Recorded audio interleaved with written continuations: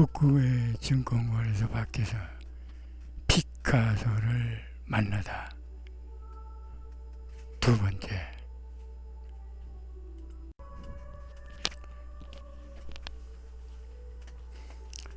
1968년에는 피카소를 둘러싼 어이없는 일이 군사독재 치하의 남한에서 벌어져 세계인들의 실소를 자아낸다. 서울의 한 크레용 공장 주인이 자신이 만든 크레용 제품에 피카소라는 상표를 썼다고 해서 기상천외한 곤욕을 치른다. 1969년 6월 9일 경향신문 7면 사회면 기사 중 피카소 찬양하면 방공법 위반, 삼중화학 대표 입건이라는 보도가 눈에 띈다. 서울시가 공안부는 9일 상호 프랑스 화가 피카소를 찬양하거나 그의 이름을 광고 등에 이용하는 행위는 방공법 4조 1항 위반 사항이라는 결론을 내리고 1차로 크레용 제조업자인 삼중화학 대표 박진원 씨를 방공법 위반 혐의로 입건했다. 또한 동사 제품 피카소, 크레파스 등의 광고를 금지시키고 판매 중인 상품의 피카소 이름을 지우도록 지시시켰다. 검찰에 의하면 삼중화학은 68년 10월부터 크레파스, 포스칼러 등을 제조, 피카소라는 상표를 붙여 팔아왔다. 검찰에 의하면 피카소는 자유이익 공산화가로서 1944년 국제공산당에 입당, 소련에서 레닌 평화상을 받았으며 한국 동란 때는 조선의 학살, 전쟁과 평화 등 공산당을 선전하는 작품 활동을 해왔다. 검찰은 이 밖에도 코미디언 각규석 씨가 사회를 본 민간 TV 쇼프로에서 피카소라는 별명의 이름을 등장시킨 제작자들을 조사하는 한편 곽 씨가 좋은 그림을 보고 피카소 그림같이 훌륭하다고 말한 이면도 캐고 있다.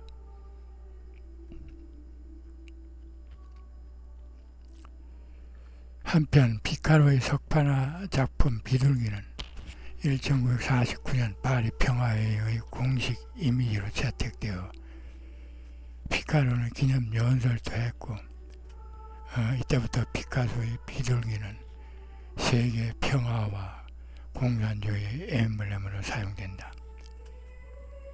더해 소련과 폴란드, 중국의 우표에도 그의 비둘기가 이미지로 사용된다. 철. 그런저런 이후로 60년대에 피카소라는 이름은 남한에서 한동안 빨갱이 대명사로 불렸는데요. 피카소. 썩 뒤에 그 어이없는 소식을 들었어. 난 파리나 스페인에 있는 내 재단에 그 야만스러운 남한과는 추구 어떤 거래도 하지 말라는 엄명을 내렸지. 철. 그때 남한 군사정권의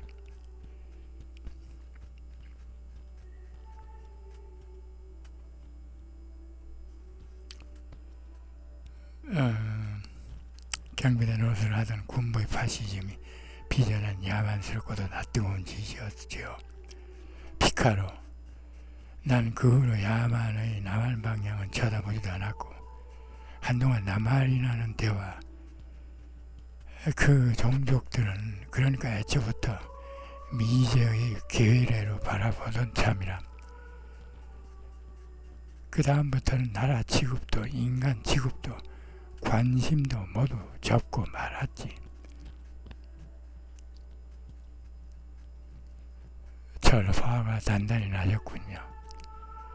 그런데 나중에 피카로 그림이나 책이 남한에서 무한 수입되거나 제작되고 또 교과서에도 피카로는 세계적 인으로 어김없이 등장하는데 그건 피카로가 용서한 때문인가요? 피카로는 구웃음을 치며 절레절레 고개를 가로젓는다. 작은 통의 붉은 페인트를 바닥에 펼쳐놓은 캔버스에 통째로 쏟아부으며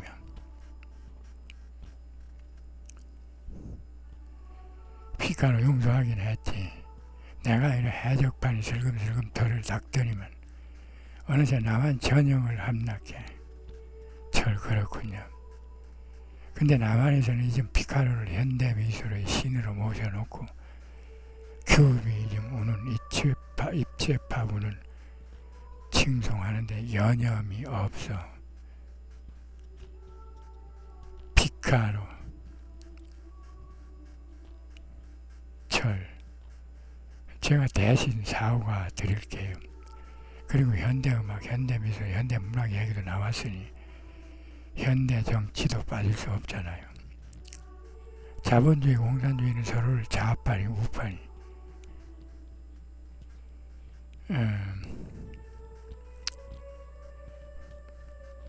진보니 보수니 신란하면서 각기 자신들이 다 민주주의라고 주장하는데 그 점은 어떻게 보시는지요? 피카로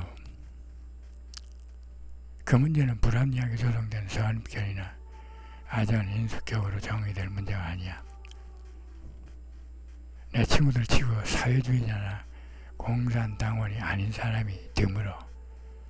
나아가 내가 정한 크리티컬 포인트를 통과한 퀄리티 충만한 아티스트들을 치고 좌익 또는 진보주의자가 아는 사람이 없어.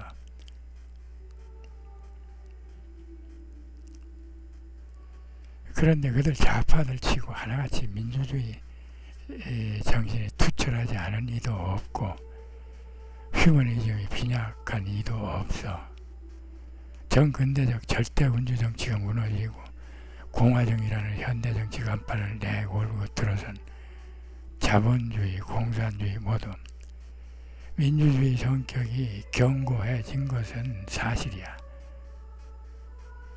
그러나 어느 체제가 더 민주주의에 가까운지 그건 과정과 결과의 질량과 밀도로 판단하는 것이지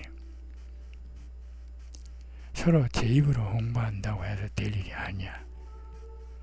엄밀히 보면 신자유주의판 자본주의가 민주주의를 입에 담는 것은 좀 그렇지. 자본주의 자체가 돈으로 노사관계를 수직계급으로 직조화시켰는데 개개 평등한 주체성을 기반으로 하는 민주주의라니. 겉으로는 표현의 자유니 언론의 자유니 민주주의니 하지만 실상을 못할 말이 너무 많아. 그걸 스스로 가려내는 일도 보통 일이 아닙니다. 또해 빈부격차도 극단에 다다랐고요. 그러니까 자본주의, 공산주의 그 두 사상 자체보다는 그걸 차용해 쓰는 부류들이 정체성과 목표가 문제인데 아무리 그럴듯한 자본주의도 부조리에 의해 오용되면 유사 자본주의가 되는 것이고 아무리 그럴듯한 공산주의도 부조리에 의해 오용되면 유사 공산주의가 되는 것이겠지요.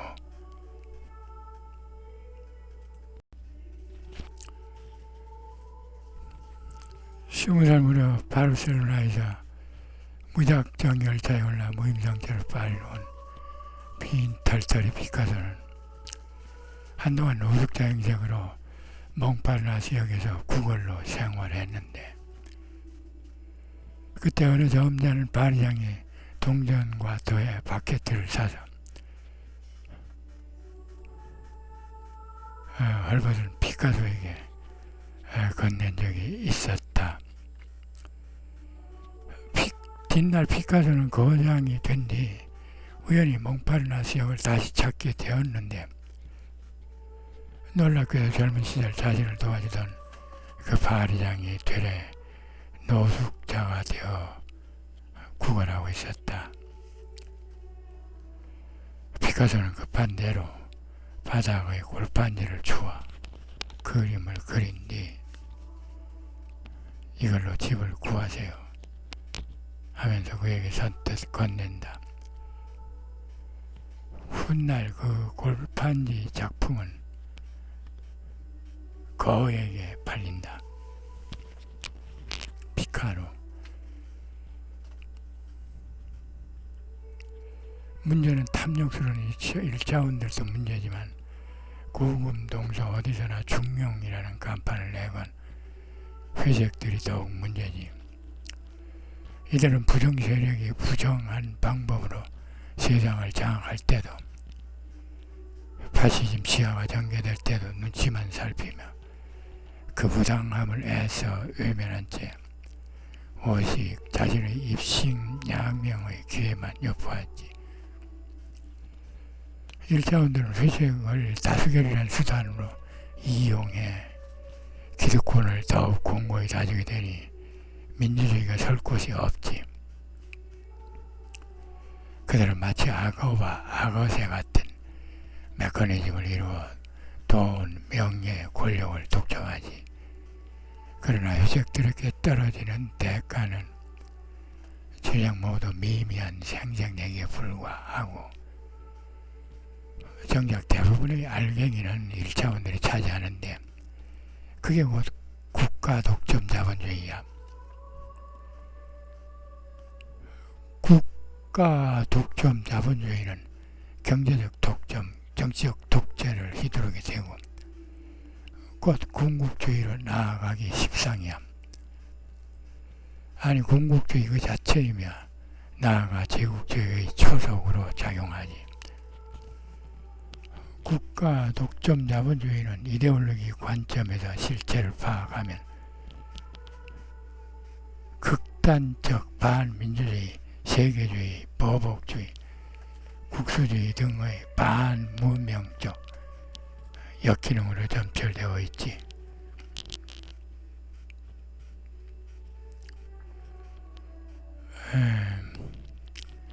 국가 독점 자본주의는 뭘 목표로 하나요? 공산주의, 자본주의, 피카로. 국가 독점은 소수 개인들이 전체를 소유하는 것을 기초한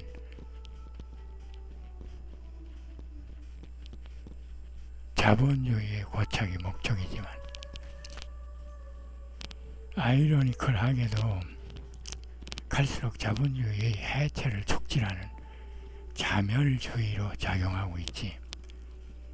문명에 대한 극도의 반동이라. 국가 독점 자본주의야말로 사회주의의 씩씩한 맹활로군요. 피카로. 국가 독점 자본주의가 공산주의를 키워서 자가당착인 줄도 모른 채 독점 자본이 국가기관을 장악해 이익 획득의 수단으로 삼는 자본주의 체제가 국가 독점 자본주의이다. 1929년 세계공황 때 막시즘이 자본주의를 비판할 때 사용한 용어다.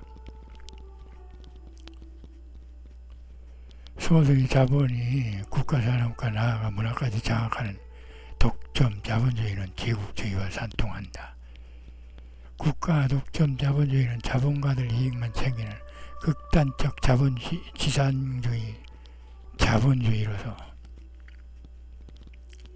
대표적으로는 대영제국, 미국, 유대자본 등이 국가 독점 자본주의의 결정판이다. 20세기 들어 미국의 산업화에 따라 록펠러의 스탠더드 오일과 US 스틸 등 제조업 트러스트들이 기반 자본을 조성해 경제 성장을 가져오자 더해 금융업도 상승세를 타 JP 모건, 시티뱅크 같은 독과점 금융사들이 출현한다. 연방정부는 이 신진 경제 주축들을 위해 자유방임주의를 시행했고 이에 편성의 대다수 주들은 막대한 세금 징수를 노리고 독점 자본 운용을 허용했다.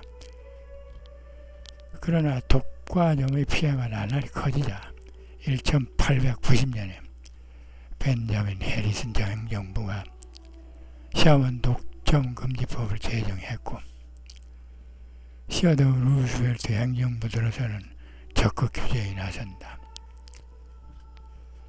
그러나 이 규제는 대기업들이 각가지 방법으로 법망을 피하는 편법을 동원해 시장 독점을 지속하는 파행을 낳는다. 국가 독점 자본주의는 여러 방면에서 부조리와 실패를 드러낸다. 트러스트 기업들로 인해 시장 실패 사례들이 극명히 드러난다. 국가 독점 자본주의는 자신들의 식민지에서의 생산과 이익은 비인도적 착취의 산물이 없지만 그에 대한 성찰이나 보상은 추가도 없었다.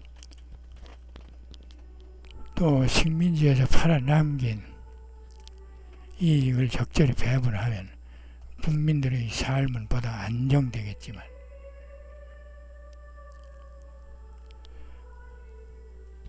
그 분배 과정이 부조리의 극치라 수요 해당 가계는 극소수에 지나지 않았다. 미국의 국가 독점 자본주의는 탐욕과 모순이 쌓이고 쌓여 결국 대공황을 자초한다.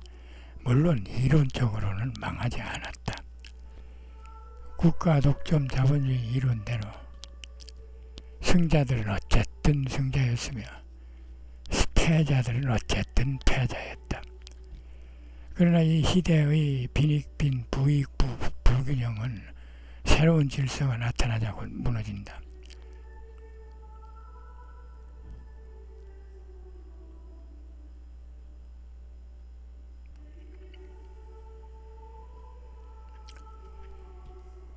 시장이 자원의 효율적인 배분, 공정한 소득, 분배에 실패한 상황을 시장 실패라고 한다. 이렇게 시장이 경제 상황을 제대로 통제하지 못하는 시장 실패 현상은 여러 가지 형태로 나타난다. 대표적으로 독과점으로 인한 불안정한 경쟁, 공공재의 부족, 외부 효과 등이 있다. 피카로의 양면성이기도 한 부르주아 정체성은 인생사 곳곳에서 드러난다. 어느 공작 부인이 카페에 앉아있는 파블로 피카소를 보고 다가와 자신의 초상화를 그려달라고 즉석에서 부탁했다. 피카소는 흔쾌히 수락한 뒤 불과 몇 분 만에 여인의 초상을 스케치해 주고 무려 50만 프랑 그림값을 요구한다. 고작 몇 분 걸려 그린 그림을 그렇게나 많이 봤나요? 천만에요. 나는 이렇게 그리는 실력을 쌓기 위해 40년 시간을 투자했습니다.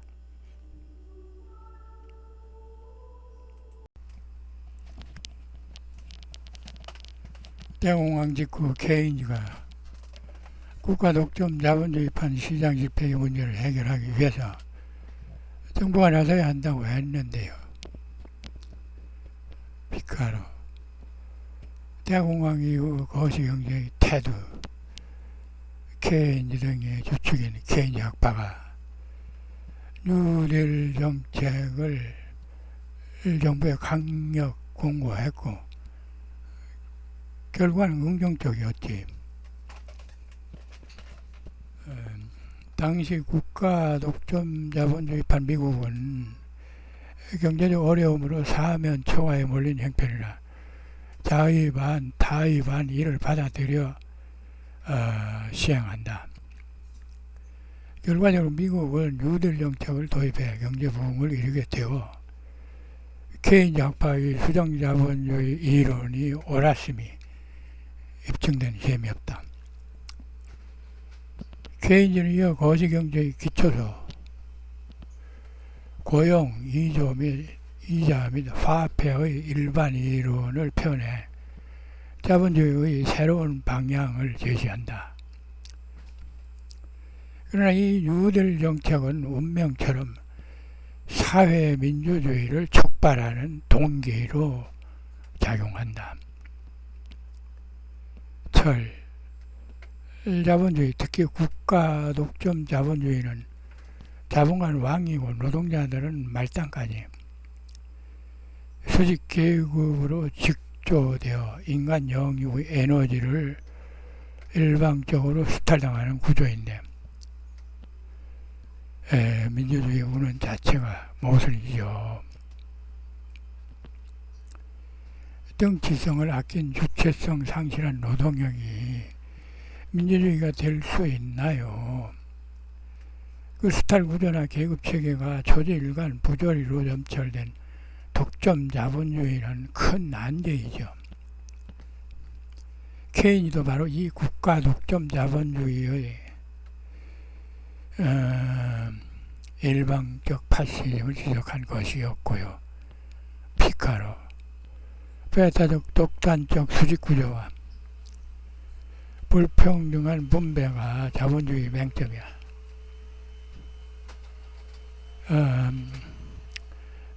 그런데 공산주의도 갖가지 수정주의라는 미명하에 권력 독점의 특정 우상 세습에 국부 독점에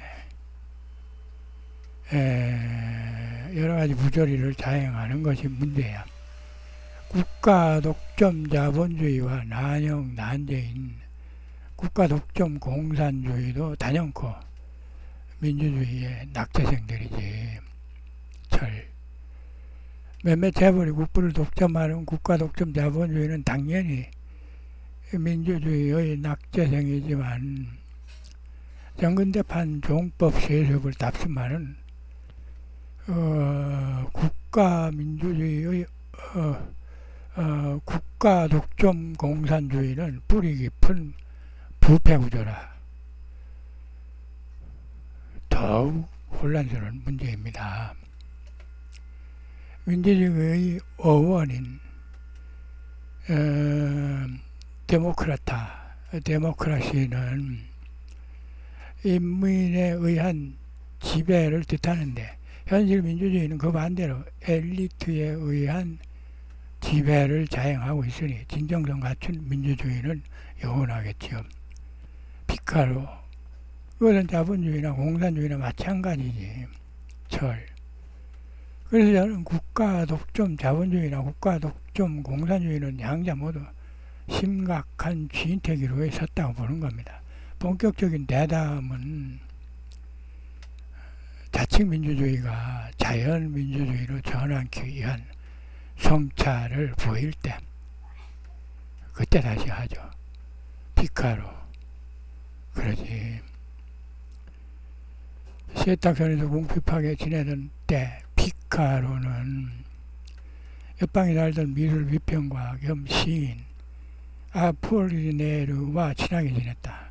그런데 느닷없이 그와 함께 루브르 박물관 관련 시대의 작품 도난 사건에 엮이게 된다. 1911년 8월 22일 화가 루이는 모나리자가 걸려있는 루브르 박물관의 살롱 까레로 평소처럼 크로키를 하러 갔다. 그런데 그날은 모나리자가 평소 걸렸던 벽에 없어. 관리자에게 무죄를 알렸다.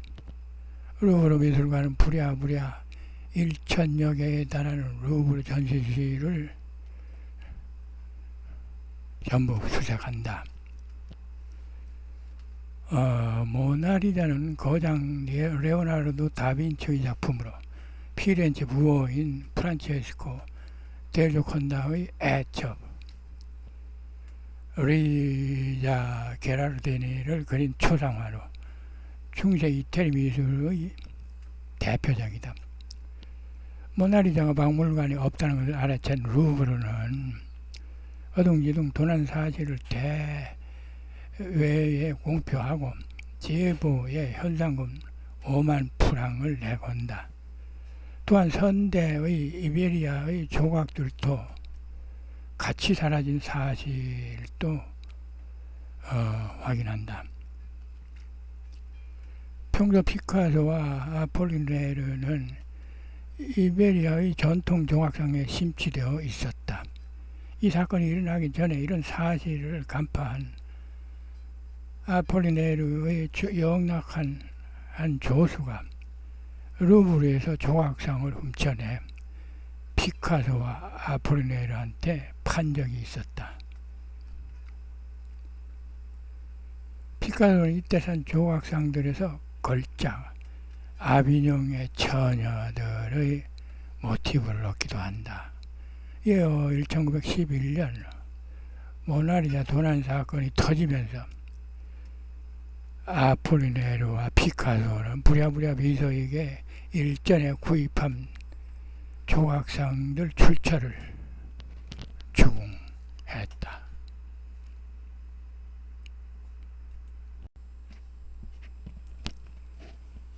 피카소,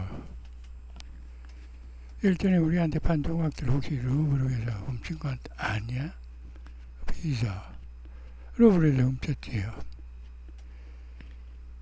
어쨌든 아폴리네르와 당신은 내게서 그 작물을 취득한 거 아니요. 아폴리네르, 못된 인간, 비서. 요새 루브르에서 난리도 아니던데 입 다물 테니 100만 프랑만 내놓으시면 없던 일로. 아폴리네르, 아니 이자가 이제 협박까지. 비서, 못 주겠다면 당신과 피카소를 루브르 조각상 장취득 혐의로 고발하겠소. 아폴리네르와 피카소가 행소를 고소하자 조선은 행동이 나서 신문사와 경찰에 피카소와 아폴리네르의 루브르 조각상 작물 취득에 대한 고발한다. 예술계에서 절친으로 소문난 둘은 루브르 조각 작물 취득 혐의와 더불어 마침 일어난 루브르의 모나리자 도난 사건에도 혐의를 받게 되어 국보 절도 및 관련 범죄 용의자로 법정에 서게 된다. 이때 법정에서 일어난 유명한 이러한 토막. 재판관, 저 사람 알죠? 피카로. 아주 한 번도 본 적 없는 사람인데요. 재판관, 피카소, 네가 모나리자를 훔쳤지? 피카로. 그걸 그림이라고 훔치나요? 재판관. 그럼 이 조각들은 작물인 줄 알고 샀지? 피카로.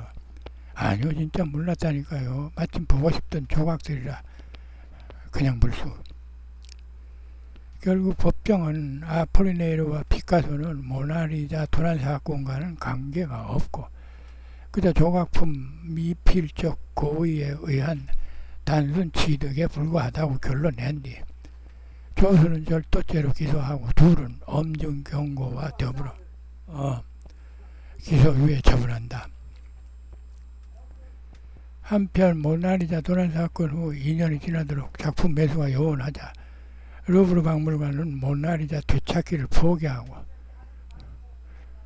전시장 그 자리는 라파엘로의 초상화 작품으로 대체한다. 그런데 1913년 들어 느닷없이 모나리자를 찾게 된다. 이탈리아 피렌체의 미술상이었던 알프레도 게리는 레오나르도라는 정체불명의 사내로부터 내가 모나리자를 가지고 있다.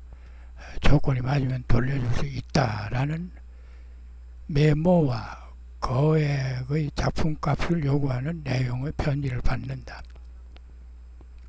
게르는 평소 잘 알던 피렌체 우피치 미술관 관장이었던 지오바니니 포지한테 자초지종을 설명하고 경찰에 알린 뒤 이윽고 3자는 만난다. 여기서 레오나르도가 가지고 온 그림이 모나리자 진품임을 확인한 포지는 잠복해 있던 경찰에게 빈세초 페르자를 즉각 체포하도록 하고 모나리자도 찾게 된다. 진범 빈센초 페르자는 원래 루브르 박물관의 유리공으로 다수의 작품 보호 유리 설치 작업을 했다고 한다. 그는 일확 천금을 노려 모나리자 작품 도난을 계획하고 장기간에 걸쳐 루브르의 내부 구조와 방법망 등을 숙지했다고 한다. 수사 과정에서 페르자는 나폴레옹이 훔쳐간 모나리자를 내 조국 이탈리아로 찾아온 것뿐이다 하고 그럴싸한 명분을 둘러댔지만 실은 다빈치가 모나리자를 제 손으로 들고 프랑스로 가지고 왔다는 사실도 모르는 한낱 돈 욕심에 쩐 절도밤에 불과했다. 이탈리아는 모나리자를 되찾고 싶긴 했지만 그렇다고 도둑질로 되찾을 수는 없다고 하면서 프랑스로 돌려주기로 한다. 프랑스는 모나리자의 재반출을 공식 허락한 이탈리아에 대한 감사의 표시로 피렌체 우피치 미술관 등에서의 한동안 전시를 허락했고 1914년 우여곡절 끝에 모나리자는 파리 루브르 박물관으로 다시 돌아온다. 철. 피카로는 정말 모나리자가 전혀 탐나지 않았나요? 피카로. 난 모나리자 따위의 사실이라는 딱 질색이야. 해부학에 정통한 레오나르도 다빈치가 스푸마토 기법으로 그린 그림인데 그건 피사체를 그대로 박아내는 일종의 인쇄물이야.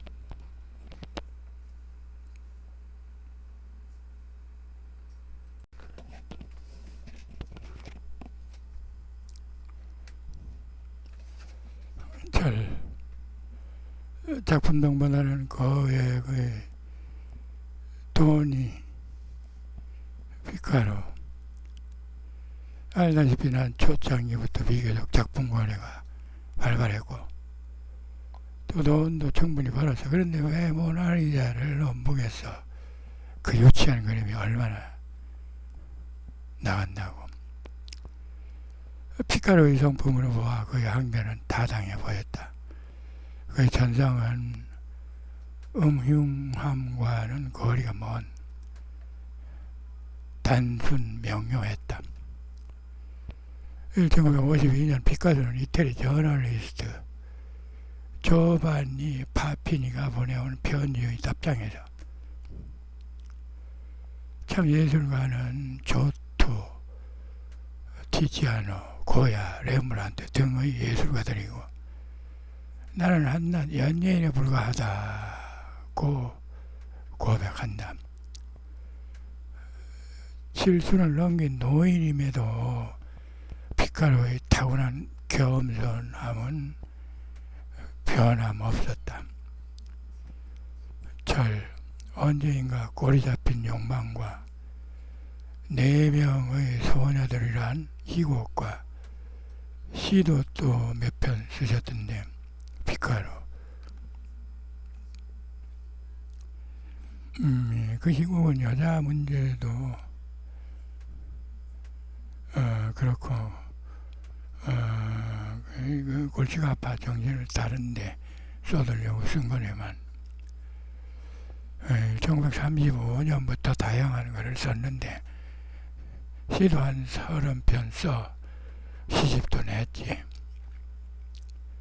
이거 꼬리 잡힌 욕망은 반정부 반체제 성격의 저항물이라 밤에 몰래 무대에 올리곤 했어. 출연자들은 장폴 사르트르, 시몬 드 보부아르, 알베르 까미 등 당대 최고의 지식인들이었는데 그들은 작품보다는 내가 쪼르니까 하지 못해 출연하게 되었고 근데 그것을 무슨 걸작이나 된다고 관객들 앞에서 우쭐대고 그랬네만 지금 생각해보니 참 낯뜨거운 짓이었네만 절 흥미롭군요. 글 한 줄 못 쓰는 화가들 여타 예술가들이 수두룩한데 피카로는 글을 쓰셨다는 자체가 경이롭네요. 피카로, 오스카 와일드, 헨리 밀러, 장 꼭도, 빅토르 휴고, 막스 자콥 등등 고급 중서 많은 예술가들은 글, 그림, 음악 등 가림 없이 전방위로 소질을 나타내도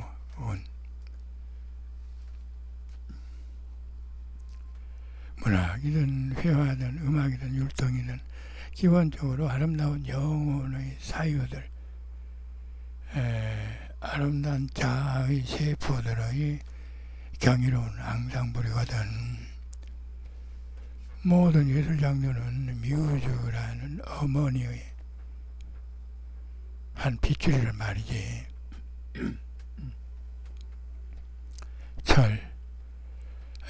동감입니다. 각각의 형상화의 실체는 로고스, 파토스, 에토스에 따라 미의 성격이 다르겠지만 결국 뮤즈의 울타리 아니지요.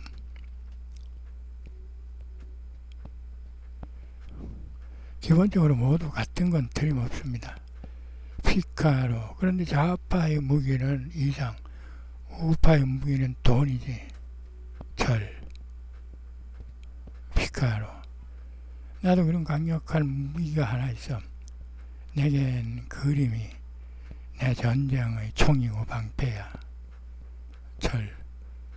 그 총의 재료는요, 피카로. 초현실적 사유, 나의 나라. 이제야 아비뇽의 처녀들을 곱게 볼 수 있을 것 같습니다. 피카로. 나는 그림을 눈으로 그리는 것이 아니라 생각으로 그려. 나만의 방식으로. 피카로의 3대 반전, 반파쇼 작품들. 게르니카, 시체구덩이, 한국에서의 대학사를 보면 피카로의 나라에서 피카로 생각으로 그리는 것이 무엇인지 알 것 같아요. 피카로는 입체주의와 공산주의자로서의 신념이 확고했다. 뭔가 현실적, 입체적, 추상적, 예견적 이데올로기나 정치, 사회적 판단과 가치관이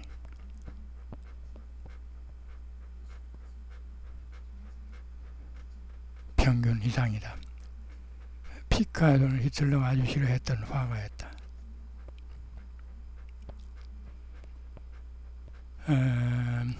사실 화가 지망생이었던 히틀러는 피카소와 여타 추상주의를 이해하지 못하고 극도로 혐오했다. 반나치 죄수들이 수감된 수용소나 감옥 벽에는 어김없이 피카소의 추상화들을 걸었는데 이는 죄수들에게 혐오감을 심어주려는 히틀러의 방식이고 계략이었다. 1차원적 세상의 패왕 히틀러는 독자국가에서는 피카소와 입체주의 회화를 두고 전통 사실주의에 반하는 자본주의, 판입체주의 재패물로 낙인 찍어 교인들과 격리시켰다.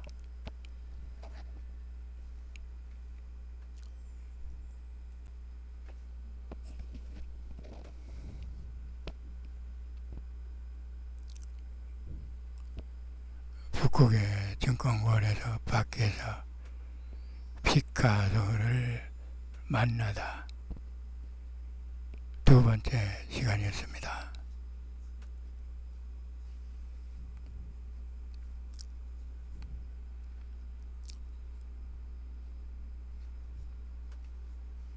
감사합니다.